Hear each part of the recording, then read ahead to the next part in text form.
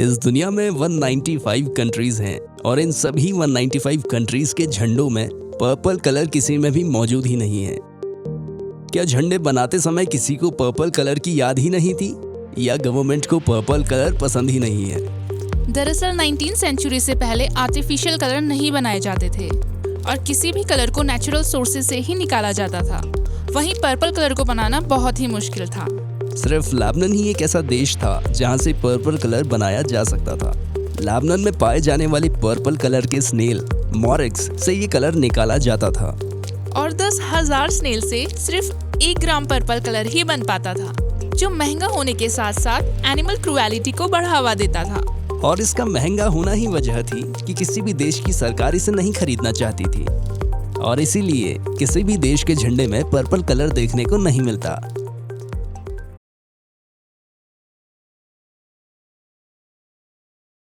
इंसानों को खुशबू में हमेशा से ही बहुत दिलचस्पी रही है, चाहे वो पेट्रोल की खुशबू हो या बारिश के बाद आने वाली मिट्टी की खुशबू। पर क्या कभी आपके दिमाग में ये सवाल आया है कि हमारा अंतरिक्ष यानी स्पेस कैसा स्मेल करता है?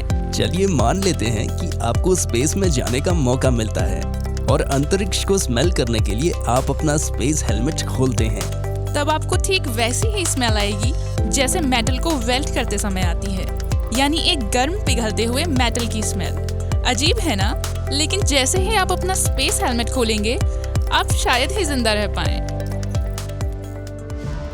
परिक्रमा यानी किसी भी चीज के चारों ओर घूमना। शादी के समय अग्नि के चक्कर लगाना, पूजा के समय मंदिर या पेड़ों के चक्कर लगाना और अंत में किसी के चिता के चक्कर लगाना। आखिर हम इन सभी चीजों के चक्कर क्यों लगा रहे हैं? इस ब्रह्मांड में मौजूद हर एक चीज किसी न किसी चीज की परिक्रमा कर रही है। मून अर्थ की, अर्थ सन की, सन हमारे सोलार सिस्टम को लेके मिल्की वे गैलेक्सी की, मिल्की वे गैलेक्सी वर्गो क्लस्टर की, वर्गो क्लस्टर अपने से भी बड़ी गैलेक्सीज की और न जाने कितने सारे। और सिर्फ यहीं तक नहीं, सबसे छोटे पैमाने में एक एटम में मौजूद इलेक्ट्रॉन, प्रोटॉन और न्यूट्रॉन भी अपने न्यूक्लियस का चक्कर लगा रहे हैं। लेकिन इन सभी में एक चीज सामान्य है। चक्कर लगाने वाली चीज हमेशा ही अपने से बड़ी चीज के चक्कर लगाती है और चक्कर लगाने की स्पीड और डायरेक्शन जिस चीज के वो चक्कर लगाती है उस पर निर्भर करता है।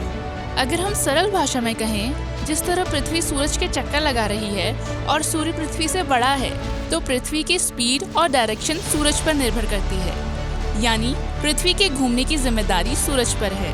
तो इसी तरह हम जिस चीज के चक्कर लगाते हैं, हम उन्हें श्रेष्ठ मानकर अपनी जिम्मेदारी उन पर सौंपते हैं। हम उन्हें खुद से बड़ा मानकर उन्हें रिस्पेक्ट देते हैं और इसीलिए हम चीजों की परिक्रमा करते हैं, यानी उनके चक्कर लगाते हैं। इंसान आज इतनी तरक्की कर चुका है कि शायद ही कुछ ऐसी चीज होगी जिसे हम कह सकें कि ये मुमकिन नहीं है।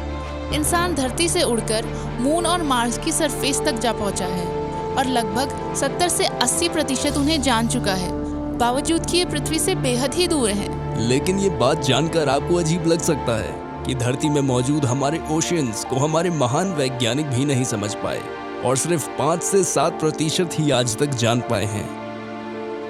हमारे ओशियन बहुत विशाल और गहरे होने के साथ साथ रहस्यमय भी हैं।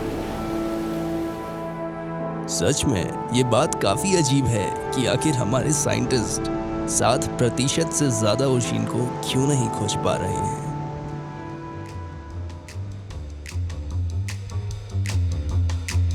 मान लीजिए आप एक स्टोर में हैं और आपको वहां एक टमाटो सॉस की बोतल दिखाई देती है और आप उसे खरीदने के लिए जाते हैं। और जैसे ही आप बोतल को पकड़ते हैं, आपके हाथ से बोतल छूट जाती है और सारा टमाटो सॉस जमीन पर गिर जाता है। और आपकी धड़कनें सच में काफी बढ़ जाती हैं। आप सोचते हैं कि ये मैंने क्या कर दिया।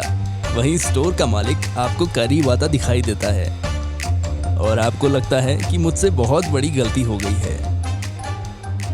पर क्या ये गलती सच में इतनी बड़ी है? चलिए देखते हैं।